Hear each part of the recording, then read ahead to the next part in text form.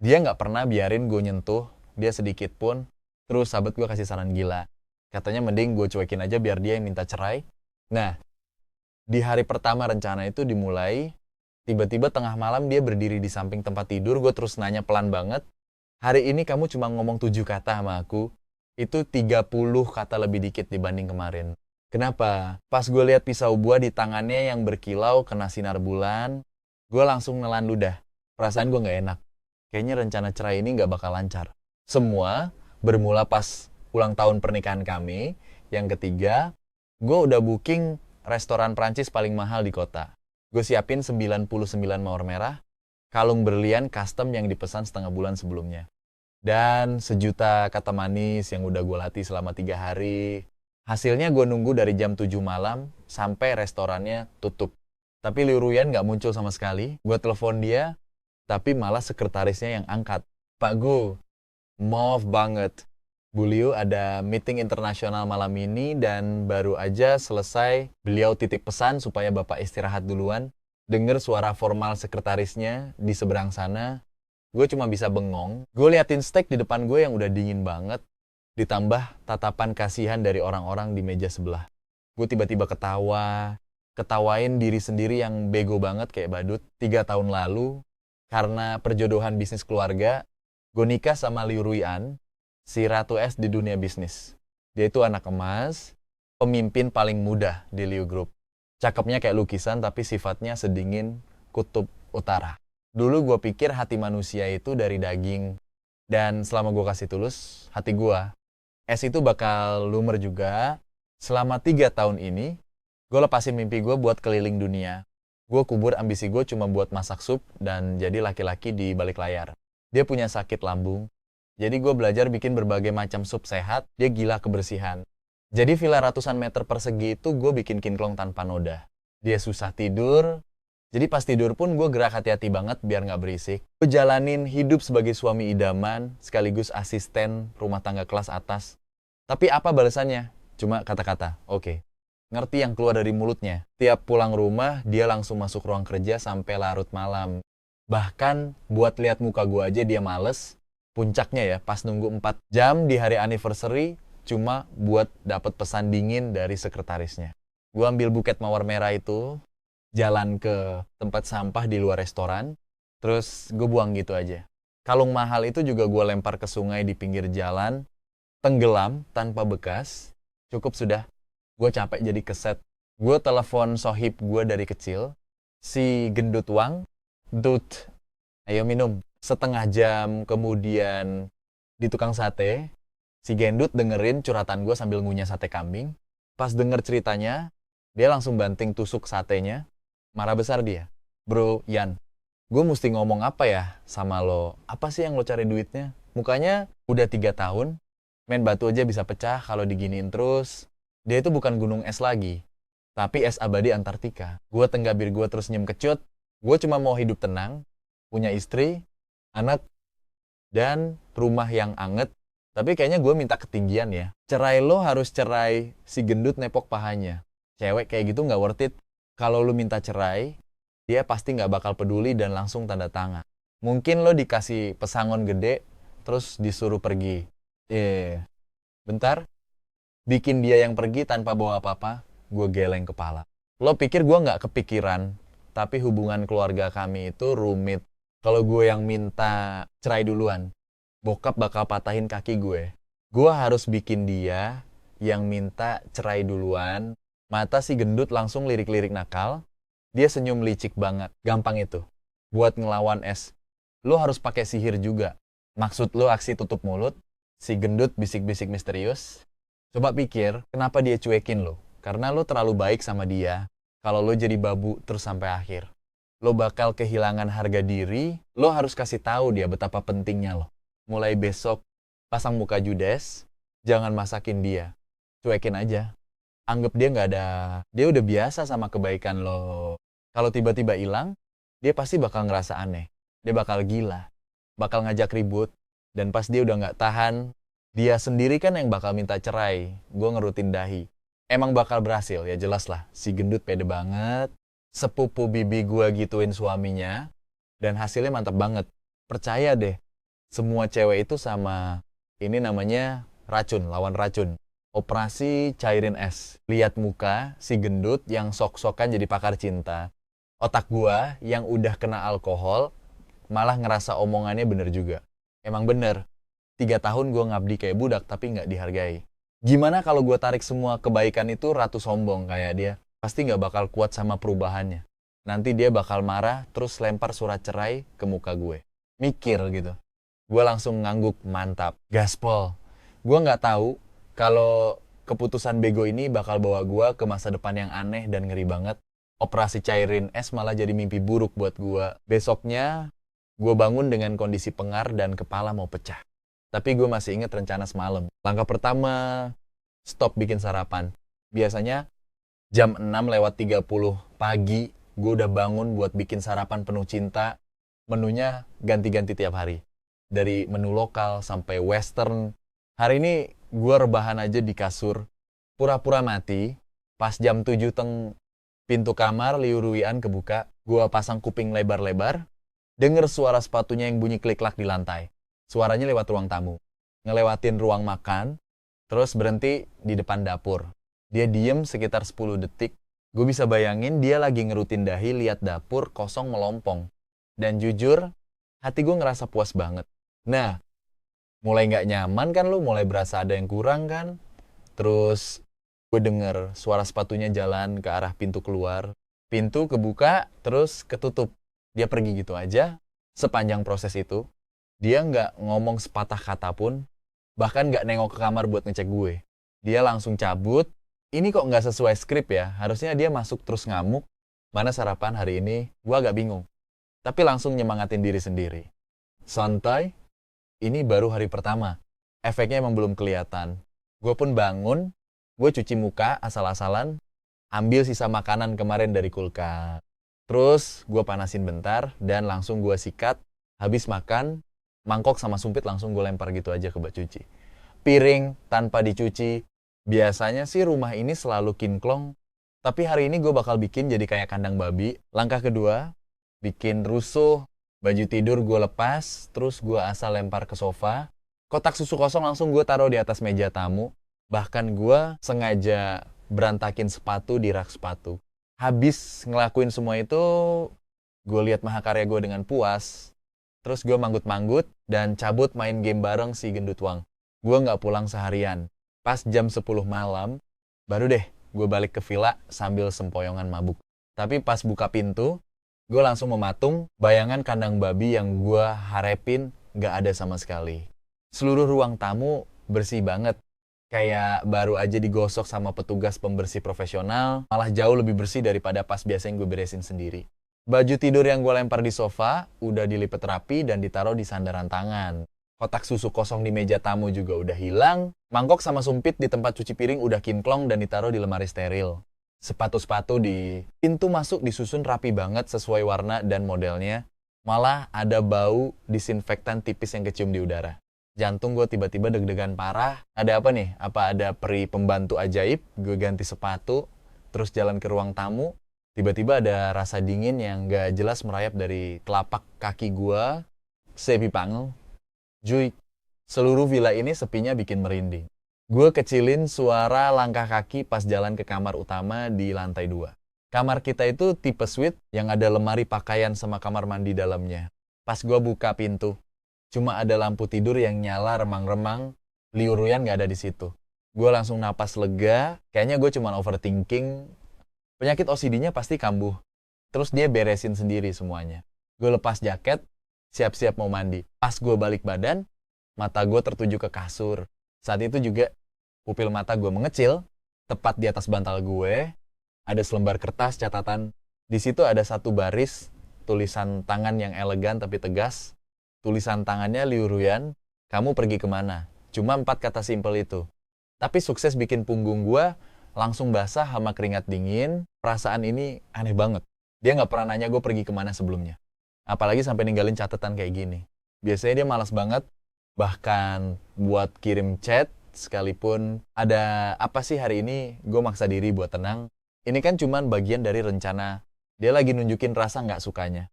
Ini malah bagus buat rencana gue. Gue remes kertas catatannya jadi bola. Gue buang ke tempat sampah. Terus gue masuk ke kamar mandi. Habis mandi, gue rebahan di kasur sambil bolak-balik badan karena nggak bisa tidur. Gue terus ngerasa ada yang nggak beres. Pas gue udah ngantuk banget dan hampir tidur, tiba-tiba pintu kamar didorong pelan. Gue langsung sadar sepenuhnya. Tapi gue tetap merem. Nggak berani gerak sedikit pun. Gue denger suara langkah kaki yang pelan banget jalan ke samping kasur gue. Terus gue ngerasa ada tatapan yang tertuju ke muka gue. Tatapan itu dingin banget.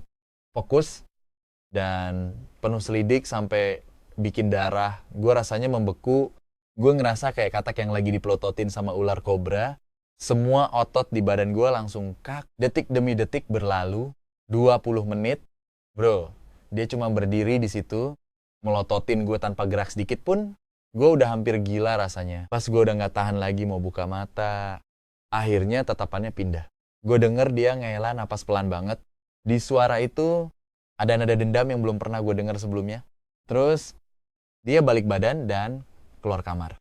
Pas pintu ketutup, baru deh gue berani napas lega. Gue langsung duduk, seluruh badan gue basah kuyup sama keringat dingin. Gue lihat jam beker di samping kasur. Jam 3 pagi, dia nggak tidur. Tapi malah berdiri di samping kasur gue dan merhatiin gue selama setengah jam. Ini mau operasi apaan sih? Gue ambil HP, mau telepon si gendut Wang buat bilang kalau operasi pencairan es ini kayaknya udah keluar jalur. Tapi pas gue buka chat, ternyata si gendut Wang udah kirim pesan dari 2 jam yang lalu. Bang Yan, istri lo baru aja telepon gue. Dia nanya lo pergi kemana hari ini.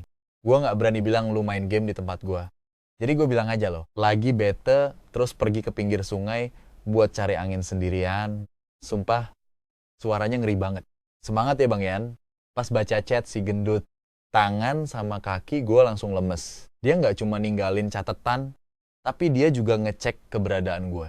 Bahkan sampai nanyain temen deket gue, ini sih bukan marah atau berantem yang gue bayangin. Ini tuh kayak infiltrasi diem-diem, kayak jaring yang nggak kelihatan tapi pelan-pelan makin kenceng. Gue baru sadar kalau yang gue usik ini mungkin bukan gunung es, tapi gunung berapi yang mau meletus. Besoknya, dengan mata panda karena kurang tidur, gue bangun sambil linglung. Apa gue harus lanjutin operasi pencairan es ini? Ada 2 malaikat lagi berantem di kepala gue. Yang satu bilang, kenapa berhenti? Kan baru mulai pantang menyerah. Yang satu lagi bilang, lari?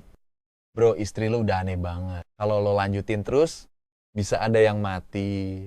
Akhirnya, keinginan gue buat cerai menang, lawan insting bertahan hidup, no pain, no gain, kebebasan lewat perceraian.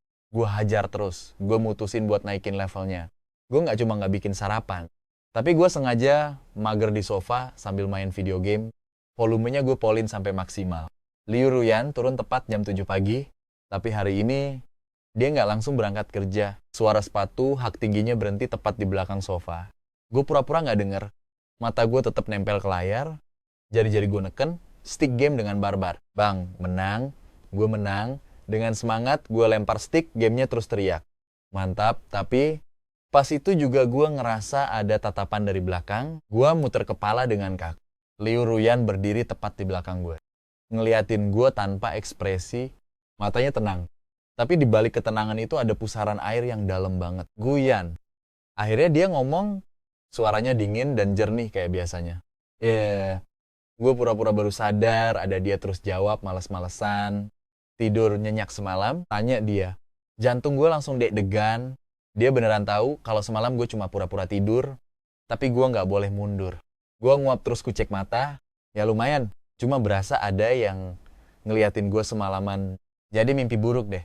Gue sengaja ngomong kenceng-kenceng cuma buat mancing dia. Tapi tetap nggak ada emosi yang kelihatan di mukanya. Dia cuma ngangguk terus bilang, gitu ya. Mungkin itu dia ngaku gitu aja. Dong gue langsung mati kutu. Nggak tahu mau jawab apa lagi. Sarapan udah ada di meja. Aku minta Bibi Zhang yang anterin. Jangan lupa dimakan.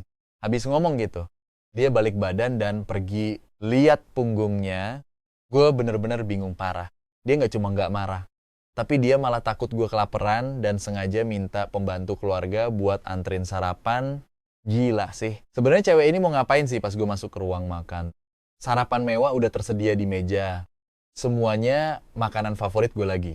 Dan di sampingnya ada lagi satu catatan kecil. Tulisan tangannya yang udah hafal banget itu muncul lagi. Kamu ngomong 7 kata ke aku hari ini. Itu 3 kata lebih banyak dibanding kemarin. Kemajuan yang bagus. Pas lihat kertas itu, gue ngerasa hawa dingin langsung nusuk dari tulang belakang sampai ke ubun-ubun. Dia beneran ngitungin koi. Dia bener-bener ngalkulasi jumlah kata yang gue ucapin ke dia tiap hari. Ini sih udah nggak masuk akal lagi. Ini horor murni. Mana bisa gue nafsu makan sarapan kalau kayak begini. Gue langsung nyambar jaket dan lari keluar. Gue harus nemuin si gendut Wang. Rencana ini harus di stop sekarang juga sambil nyetir. Gue telepon si gendut. Teleponnya bunyi lama banget sebelum akhirnya diangkat. Hello? Siapa nih? Suara si gendut Wang kedengeran masih ngantuk berat. Guyan, bangun lo sekarang. Gue teriak kenceng banget di telepon. Bang Yan, ngapain sih teriak-teriak pagi buta begini? Buset dah, tiba-tiba ada suara teriakan dari si gendut di seberang sana, terus disusul suara debuman keras. Kayak ada benda jatuh ke lantai. Gendut, lo kenapa dada gue langsung sesek? Beberapa detik, kemudian suara gemetaran si gendut Wang kedengeran. Bang Yan, istri lo ada di rumah nggak? Nggak ada. Dia pergi ke kantor. Terus kenapa dia ada di bawah apartemen gue? Gue langsung rem mendadak, sampai ban mobil bunyi nyit di pinggir jalan. Lo bilang apa tadi? Dia ada di luar gedung apartemen gue, markir mobil Bentley-nya tepat di depan pintu masuk. Gue baru aja buka gorden dan hampir kencing di celana. Pas lihat dia, si gendut Wang kedengeran kayak mau nangis, otak gue langsung ngeblank. Ngapain dia ke gedung apartemen si gendut? Apa karena si gendut bohong semalam bilang gue lagi cari angin di pinggir sungai dan dia nggak percaya? Terus dia sengaja nyamperin buat ngeyebak si gendut hari ini. Jangan keluar rumah. Pokoknya jangan pernah keluar. Gue kesana sekarang juga, gue tutup telepon, puter balik mobil, tansep khas khila-khilan, dan meluncur ke tempat si gendut. Pas sampai, gue beneran lihat mobil Bentley hitam yang udah nggak asing itu lagi parkir. Mobil itu diem kayak monster raksasa di bawah gedung apartemen si gendut yang udah butut. Liu Ruyan lagi duduk di kursi sopir pakai kacamata hitam. Bikin ekspresinya nggak kebaca sama sekali. Gue berani-beraniin diri buat nyamperin dan ngetok kaca mobilnya. Kaca mobil turun perlahan, nampilin wajahnya yang tanpa celah. Ngapain kamu di sini? Gue coba bikin nada, suara gue sesantai mungkin. Dia ngelepas kacamatanya. Terus mata cantiknya itu natap gue diem-diem. Aku datang buat jemput temen kamu supaya kita bisa makan bareng. Katanya pelan. Gue hampir mikir kalau gue salah dengar. Jemput si gendut Wang buat makan. Dia ngangguk. Kamu kan lagi bad mood sebagai istri kamu. Aku harus lebih peduli sama teman-teman kamu juga dong. Kamu gak mikir gitu. Sayang, dia manggil gue. Sayang. Selama 3 tahun pernikahan kita, dia gak pernah manggil gue kayak gitu kalau lagi berdua doang. Dengar 2 kata itu keluar dari mulutnya, gak ada manis-manisnya sama sekali. Yang ada malah horor banget sampai bikin merinding. Sebelum gue sempet jawab, HP gue bunyi. Ada chat WeChat dari si gendut Wang. Itu foto tangkapan layar chat dia sama Liu Ruyan. Liu Ruyan, Pak Wang.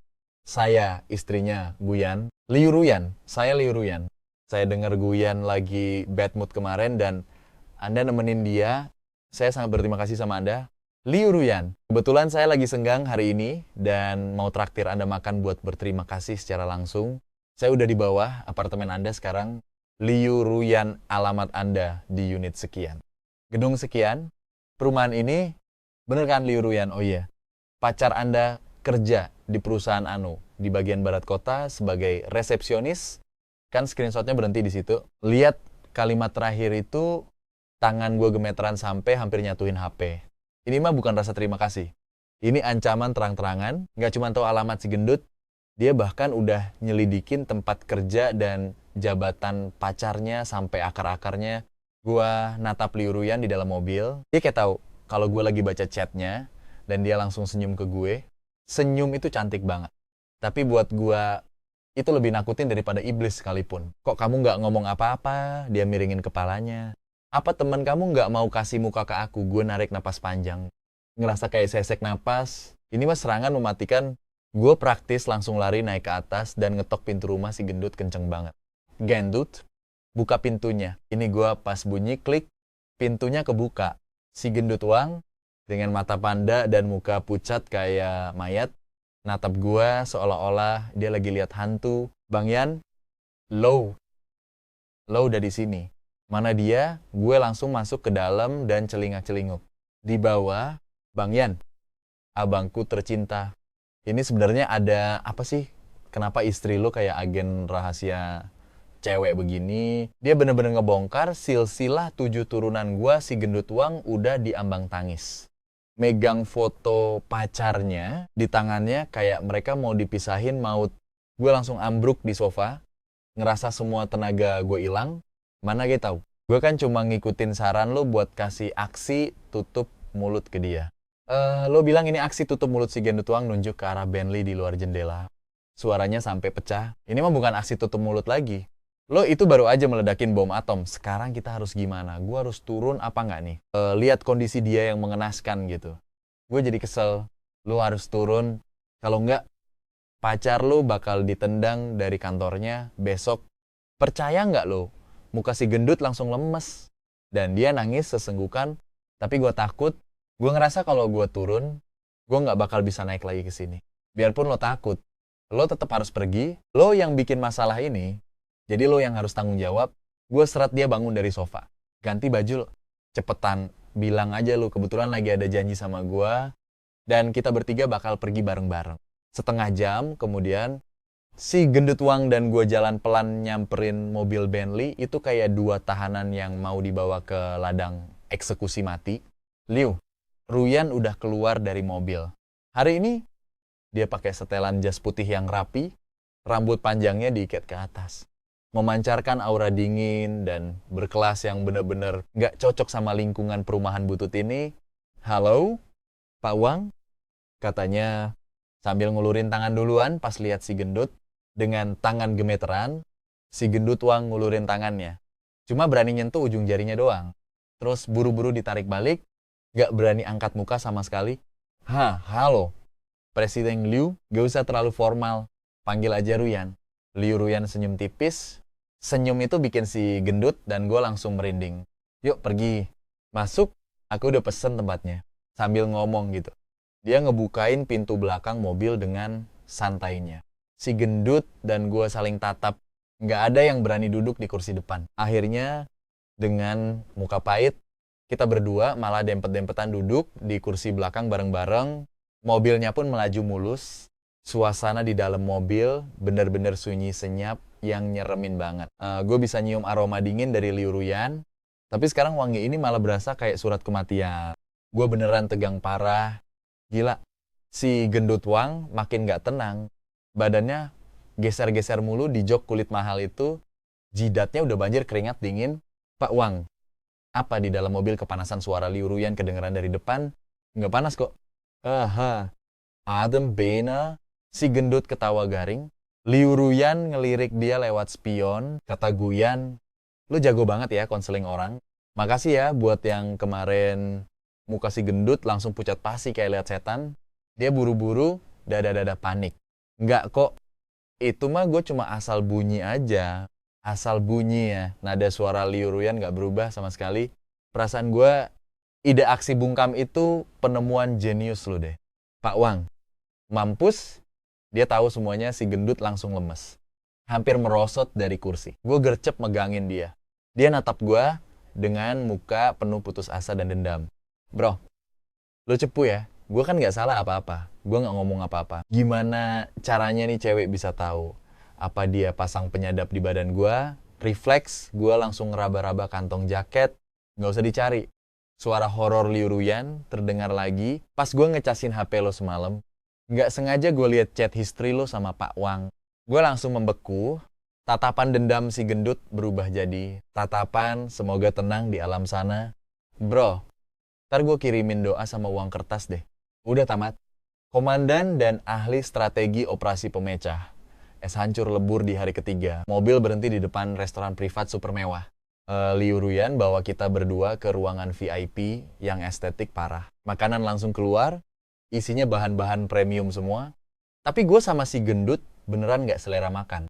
Chopstick aja rasanya berat banget buat diangkat. Ini mah bukan makan malam biasa, tapi jamuan terakhir sebelum eksekusi mati. Kenapa gak dimakan Liu Ruyan? naruh abalon ke mangkuk si gendut. Pak Wang, cobain deh. Ini bagus buat kesehatan lo. Si gendut natap abalon itu kayak lagi lihat besi panas yang mau nempel ke kulitnya. Presiden Liu, gue salah, tiba-tiba si gendut meluncur dari kursinya. Langsung sliding sujud yang mulus banget, ada aksi bungkam itu punya gue. Nggak ada urusannya sama Kak Ian. Kalau mau hukum gue aja. Tolong jangan apa-apain cewek gue. Dia masih bocil. Gue batin.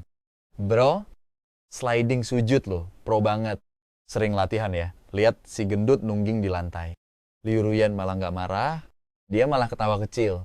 Pak Wang, ngapain sih? Ayo bangun. Dia naruh sumpitnya, terus ngelap bibir pakai tisu dengan anggunnya. Gue nggak niat nyalahin lo kok.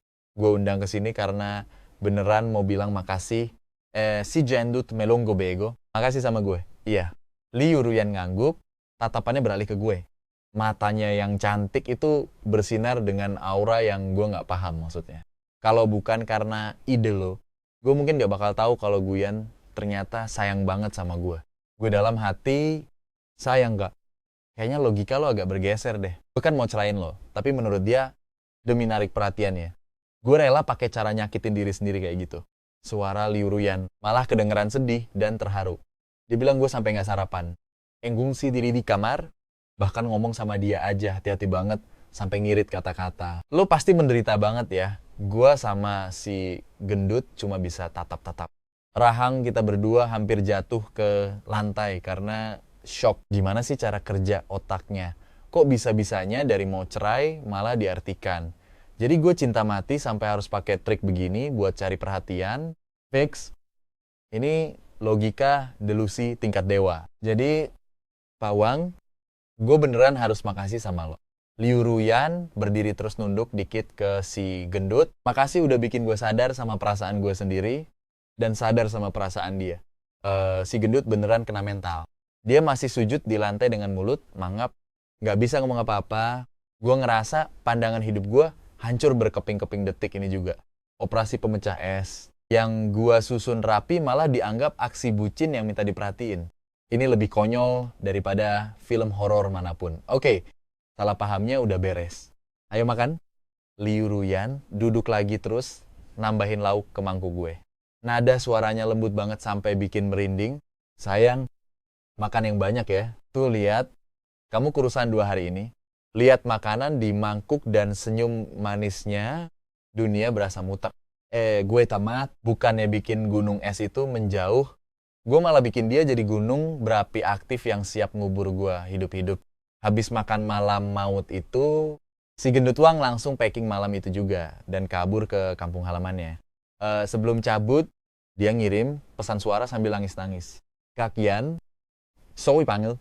Bro, bini lu ngeri parah, gue nggak berani macem-macem lagi. Jaga diri baik-baik ya. Ntar tiap lebaran gue doain deh biar lo tenang di sana. Denger pesan suara itu. Gue pengen nangis tapi air matanya nggak keluar. Lo enak bisa kabur. Lah gue gimana pas balik rumah? Hidup gue bener-bener berubah 180 derajat. Dulu gue yang muter otak buat nyenengin dia.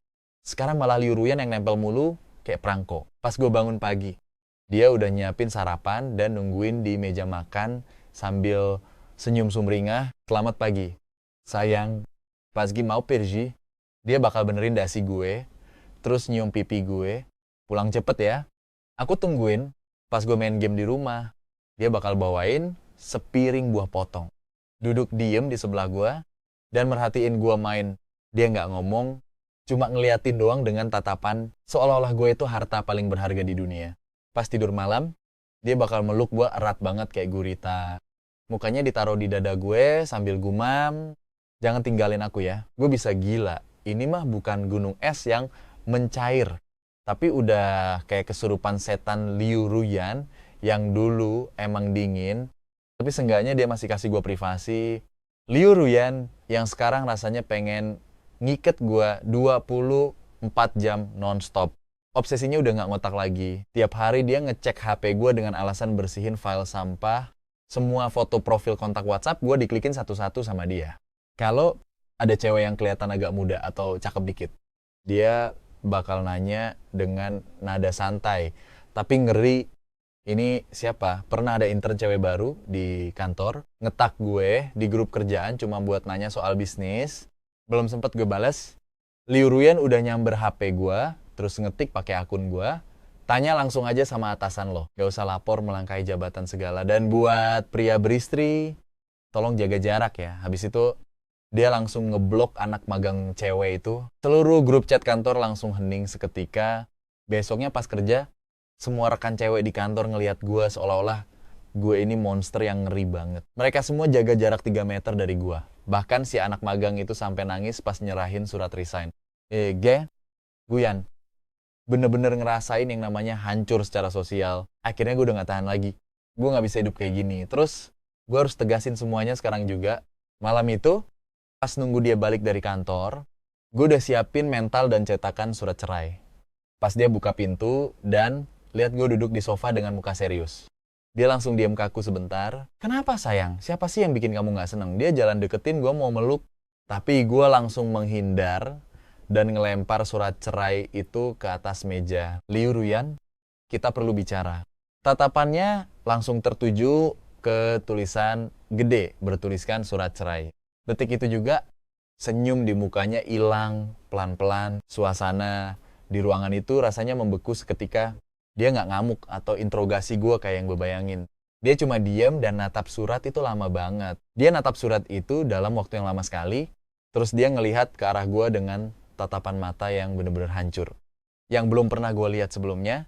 Kenapa? Suaranya pelan banget dan kedengeran gemeteran. Gak ada alasan. Kita udah gak cocok. Jadi mending kita pisah. Gue coba buat tegarin hati dan maksa diri buat gak natap matanya. Gak cocok. Dia ketawa. Tapi tawanya lebih ngenes daripada orang nangis. 3 tahun lalu, kamu bilang ini cinta pandangan pertama buat aku. Dan kamu gak mau nikah sama orang lain. Selama 3 tahun ini kamu jagain aku dengan sangat detail. Tapi sekarang kamu tiba-tiba bilang kita gak cocok. Itu kan dulu. Gue ngebentak buat nutupin rasa bersalah gue. Liu Ruyan, gue udah muak. Gue bukan hewan peliharaan lo. Bukan aksesoris lo. Gue manusia biasa yang butuh kebebasan dan ruang sendiri. Bebas. Dia ngulangin kata itu dan cahaya di matanya langsung padam total. Dia diam 1000 bahasa. Ruangan itu jadi hening banget kayak kuburan. Gue pikir dia bakal langsung tanda tangan, tapi tindakan dia selanjutnya bener-bener gak bakal gue lupain seumur hidup. Dia berdiri pelan tanpa ngelihat gue sedikit pun, terus jalan ke arah dapur. Jantung gue langsung deg-degan parah. Dia mau ngapain? Beberapa detik kemudian dia keluar dari dapur. Di tangannya ada pisau buah. Pisau yang sama yang gue lihat dia pegang malam itu. Mata pisaunya berkilat dingin dan ngeri banget di bawah lampu. Gue nelen ludah dan refleks mundur 2 langkah dari sofa. Lo mau ngapain Liu Ruyan? Jangan macem-macem ya, membunuh itu ilegal. Tapi dia gak peduliin gue. Dia jalan ke meja. Ambil 1 apel, terus duduk lagi di sofa sambil mulai ngupas apel itu pelan-pelan pakai pisau tadi. Suara pisaunya pas kena kulit apel kedengeran jelas banget. Di ruang tamu yang sepi itu, suara kupasan apelnya bener-bener bikin merinding. Gerakannya pelan tapi mantap banget. 1 putaran lagi. Kulit apelnya menjuntai panjang kayak ular merah dan gak putus sama sekali. Gue merhatiin dia dengan jantung yang mau copot dan tangan yang udah basah karena keringet dingin. Akhirnya apel itu selesai dikupas. Dia taruh di piring. Terus pakai ujung pisau buat ngukir kata-kata di apel. Itu 1 persatu. Pas gue lihat lebih deket, kulit kepala gue langsung ngerasa kesemutan saking ngerinya dia lagi ngukir nama gue. Guyan, habis selesai. Dia ngelihat ke arah gue sambil senyum aneh. Sayang, coba kasih tahu kalau aku makan ini, apa artinya kita bakal bareng-bareng selamanya ngelihat matanya yang kosong dan gak ada kehidupan itu. Rasanya tenggorokan gue kayak lagi dicekek. Gue bener-bener gak bisa ngomong apa-apa.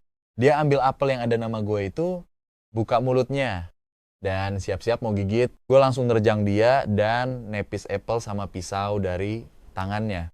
Pisau buah itu jatuh ke karpet tanpa suara. Sementara apelnya menggelinding ke pojokan. Gue pegang pundaknya dan teriak karena udah gak tahan lagi. Lo gila ya Liu Ruyan? Sebenarnya lo mau apa sih? Dia natap gue. Dan tiba-tiba air matanya tumpah deras banget. Air matanya jatuh gede-gede banget. Ini pertama kalinya gue lihat dia nangis selama 3 tahun ini. Dia gak histeris. Cuma diem sambil netesin air mata dengan tatapan yang penuh rasa sakit dan keputusasaan. Aku gak mau papa. Katanya sambil sesenggukan. Aku cuma gak mau kamu ninggalin aku. Guyan, Jangan cerain aku ya, aku bakal berubah. Aku bakal berubah demi kamu. Aku bakal kasih kamu ruang dan kebebasan. Aku nggak bakal berani lagi buka-buka HP kamu. Tolong, jangan buang aku. Dia mohon-mohon kayak anak kecil yang habis bikin salah. Si wanita es yang selama ini selalu angkuh bener-bener hancur total di momen ini. Ngelihat mukanya yang penuh air mata, perasaan gue jadi campur aduk. Ada rasa takut, kaget, tapi yang paling gede adalah rasa kasihan yang nggak bisa gue jelasin. Rencana gue emang berhasil mecahin sikap kerasnya. Tapi itu malah ngelepasin jiwa obsesif yang bener-bener di luar kendali gue. Gue lihat surat cerai di lantai, terus lihat ke arah dia. Gue helas napas panjang, nunduk buat ambil surat itu, terus di depan matanya langsung gue robek-robek sampai hancur. Kita nggak jadi cerai. Kata gue lihat ada cahaya terang banget di matanya seketika. Itu adalah rasa bahagia yang luar biasa karena berhasil dapetin lagi apa yang hampir hilang. Sadar, gue udah bener-bener kejebak. Perceraian ini nggak bakal pernah terjadi seumur hidup gue. Kayaknya gue harus terus bareng sama cewek yang agak nggak normal ini. Gue pikir setelah gue robek surat cerai itu dan janji nggak bakal pisah, Liu Ruyan bakal balik normal.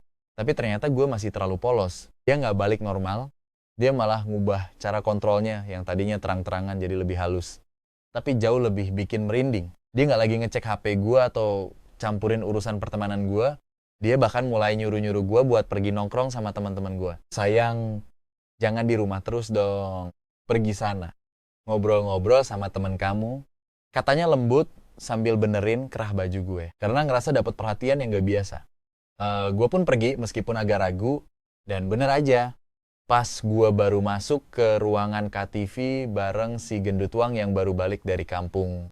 HP gue bunyi. Ada chat masuk dari Liu Ruyan. Isinya sebuah foto pintu masuk KTV tempat gue berada sekarang. Di bawahnya ada tulisan teks. Dekorasi KTV ini bagus ya. Kedap suaranya juga oke. Detik itu juga gue langsung paham. Dia gak berhenti ngontrol gue. Dia cuma upgrade dari pengawasan darat ke pelacakan satelit. Setiap gerak-gerik gue masih ada di bawah kendali dia. Si gendut uang pas lihat chat itu langsung gemeteran sampai mau nelen mic-nya sendiri. Anjir, istri lu punya mata batin ya bro? Apa jangan-jangan lu dipasangin alat pelacak? Gue langsung periksa seluruh badan, kagak ada apa-apa. Terus dia tahu dari mana coba si gendut uang melongo parah. Lah, gue juga pengen tahu kali. Malam itu gue nyanyi sambil ketar-ketir. Minum pun rasanya hambar banget. Otak gue cuma kepikiran. Dia ada di mana? Kok dia bisa tahu semuanya sih? Pas nyampe rumah, Liu Ruyan bawain gue sup preda mabuk. Gayanya santai seolah nggak ada apa-apa. Seru nggak tanyanya? Biasa aja. Jawab gue. Dia cuma ngangguk sambil ngambil jaket gue. Tiba-tiba dia ngeluarin benda kecil, mirip kancing dari saku dalam jaket gue. Ini apa tanyanya pura-pura polos? Panggil dia. Buset. Itu GPS tracker warna hitam yang lampu merahnya lagi. Kedap-kedip. Otak gue langsung nge-lag. Kapan-kapan dia naruh ginian? Oh, ingat tadi pagi pas dia benerin kerah baju gue. Ngeliat muka polosnya itu, sumpah, gue langsung merinding disco sampai ke jempol kaki. Mungkin gak sengaja nempel kali ya. Kata gue sambil ketawa garing. Tangan gue gemeteran pas ngambil alat itu dari dia. Dia gak nanya macem-macem. Cuma senyum manis doang. Buruan mandi, Gi. Akhirnya udah siap. Gue jalan ke kamar mandi sambil ngeliat muka gue yang pucat pasi di cermin. Gue ngerasa kayak tokoh utama di film thriller. Dan istri gue ini bos, penjahatnya. Luarnya aja lembut dan perhatian. Tapi di balik layar, dia yang ngatur semua skenario. Gila banget. Sifat yanderenya mulai merembet ke dunia luar. Gak cuma di antara kita berdua doang. Sasaran pertamanya adalah kerjaan gue. Tadinya gue cuma planner di agensi iklan menengah yang cuma pengen hidup tenang. Tapi gara-gara insiden intern kemarin, posisi gue di kantor jadi gak enak banget. Pas Liu Ruyan tahu, dia diam ayah. Tapi besoknya, bos G, bapak-bapak parubaya yang berminyak itu manggil gue langsung. Omongannya sopan banget. Berasa kayak lagi ngomong sama bapak kandungnya sendiri. Aduh Pak Gu, kantor kecil ini kayaknya nggak pantas buat orang sehebat Bapak. Gimana kalau Bapak jadi direktur kreatif aja? Gue langsung melongo, direktur kreatif. Itu kan jabatan paling tinggi nomor 2 setelah bos. Kok bisa kaum rebahan? Kayak gue langsung naik kasta secepat kilat. Belum sempat gue jawab, si bos nambahin lagi. Kata Presiden Liu, kalau direktur kurang oke, Jabatan wakil presiden juga udah siap buat bapak. Fix, ini pasti ulah Liu Ruyan. Dia pasti nemuin bos gua. Gak kebayang deh, dia pakai cara apa sampai bos gua yang biasanya sombong itu jadi ciut kayak kerupuk. Apa dia nyogok pakai duit? Atau ngancem pakai kekuatan grup Liu? Atau jangan-jangan dia ngeluarin pisau buah yang ada ukiran nama gua itu, gua nggak berani nanya. Niat baik si bos gua tolak mentah-mentah. Alasannya gua nggak sanggup. Tahu-taunya di hari ketiga, si bos langsung ngejual perusahaannya. Pembelinya ternyata anak perusahaan grup Liu. Dan gue sebagai karyawan lama langsung diangkat. Jadi general manager di kantor baru itu, atasan langsung gue siapa lagi kalau bukan Liu Ruyan dari suami.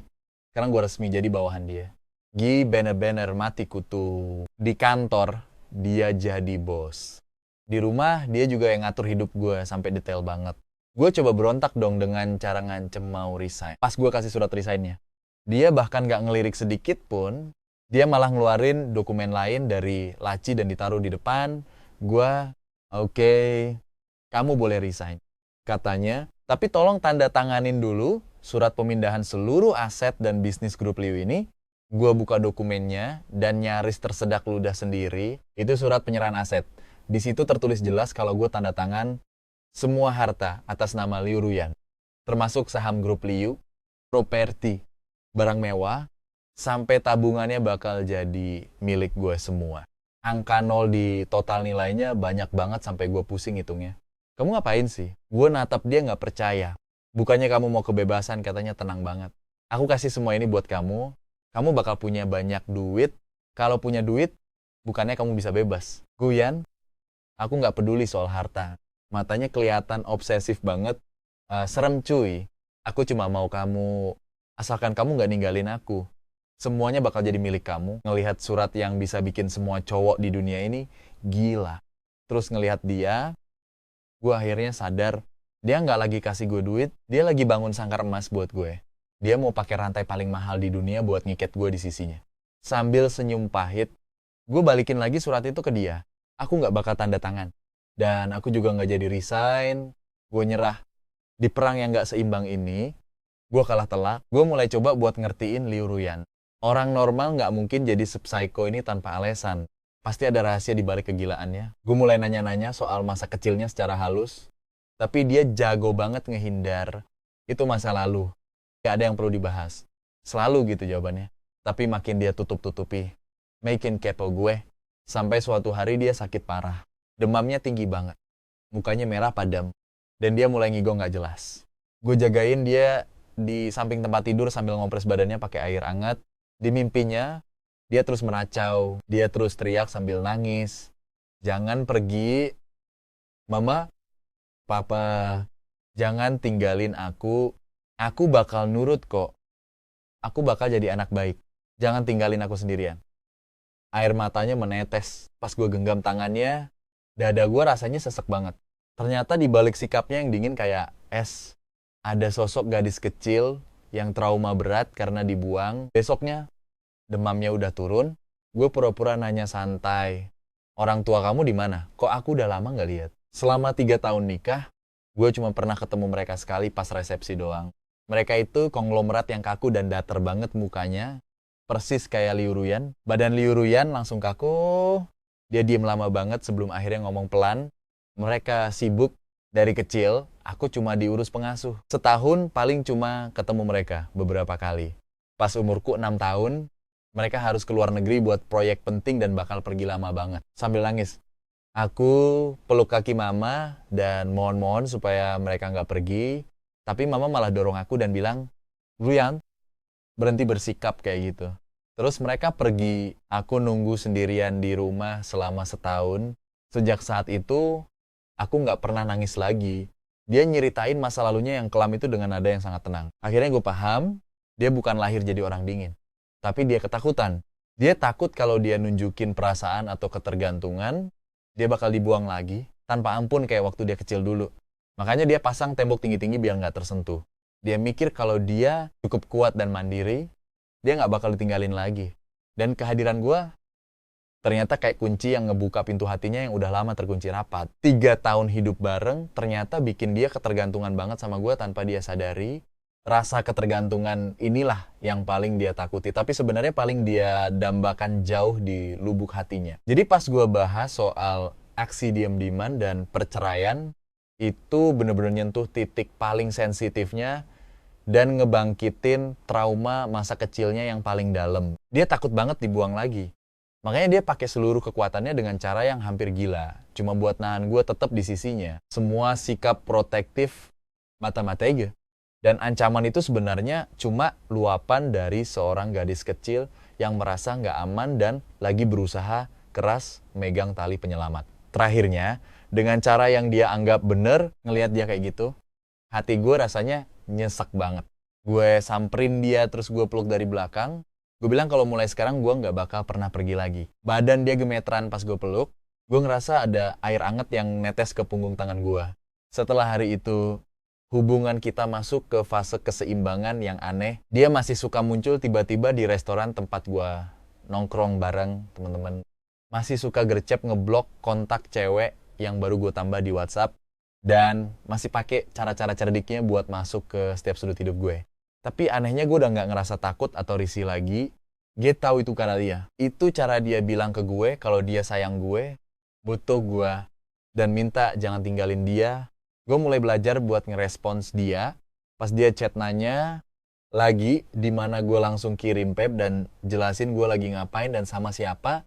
Pas dia berdiri di samping kasur sambil natapin gue tengah malam, gue pura-pura inggi gue, balik badan, terus narik dia ke pelukan gue. Pas dia megang pisau buat ngupas apel.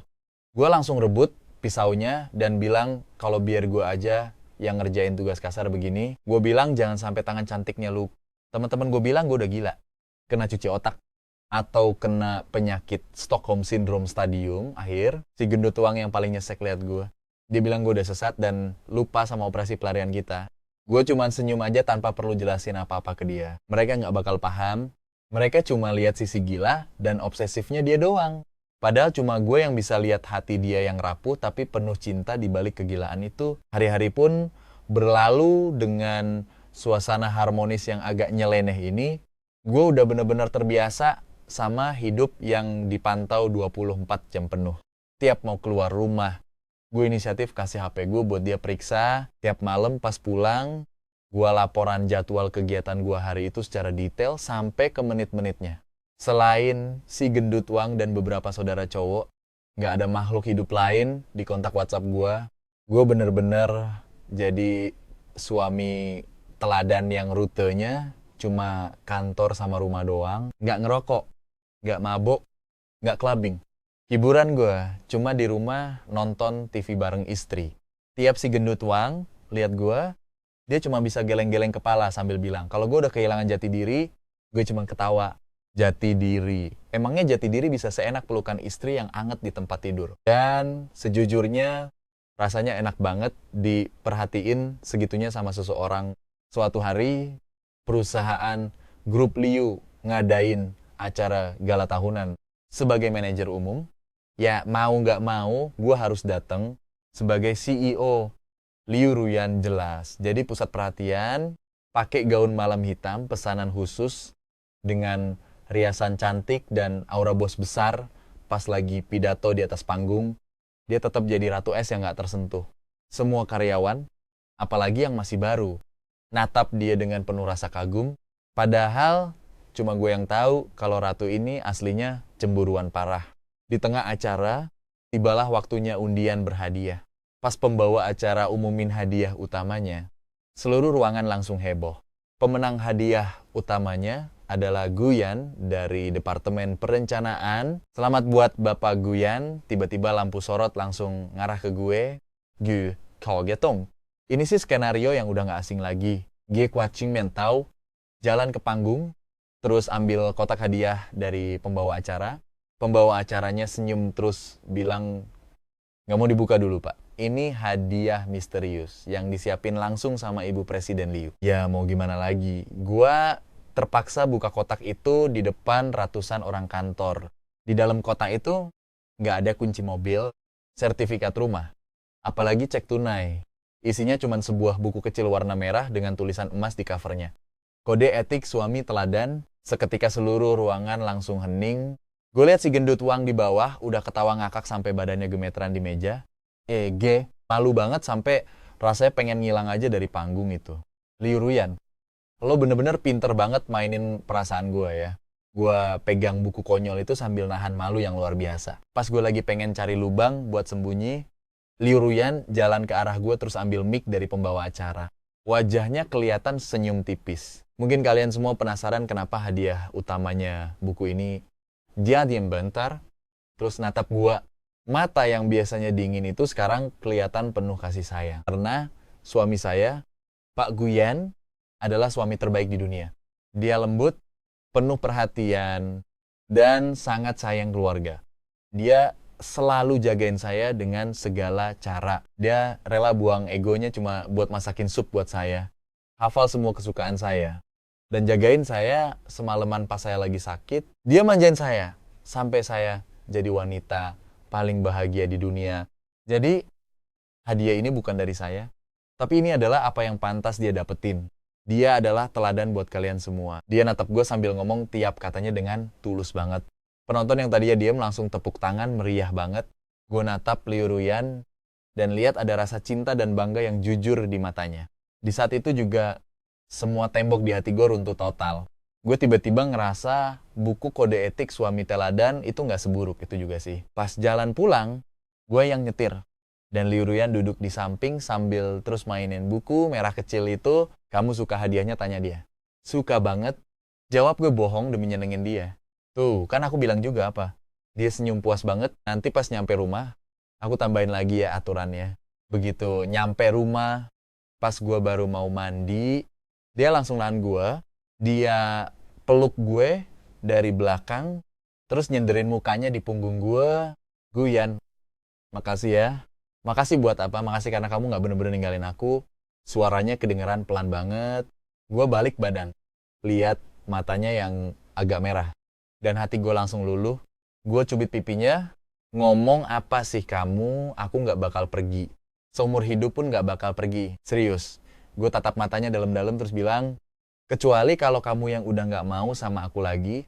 Dia langsung peluk gue kenceng banget. Seolah pengen nyatuin badan gue ke badannya. Dia, aku gak bakal pernah gak mau sama kamu. Tapi kalau kamu berani kabur, dia dongak terus matanya mulai kelihatan obsesif lagi kayak dulu. Aku bakal patahin kaki kamu.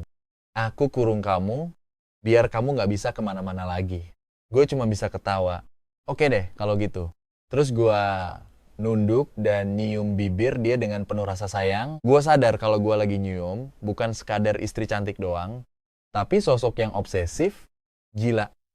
Tapi tetap bikin sayang. Dia bener-bener cinta sama gue sampai mendarah daging. Terus soal kebebasan persetan sama kebebasan, dikurung sama dia kayak gini seumur hidup jujur, kayaknya asik-asik aja sih.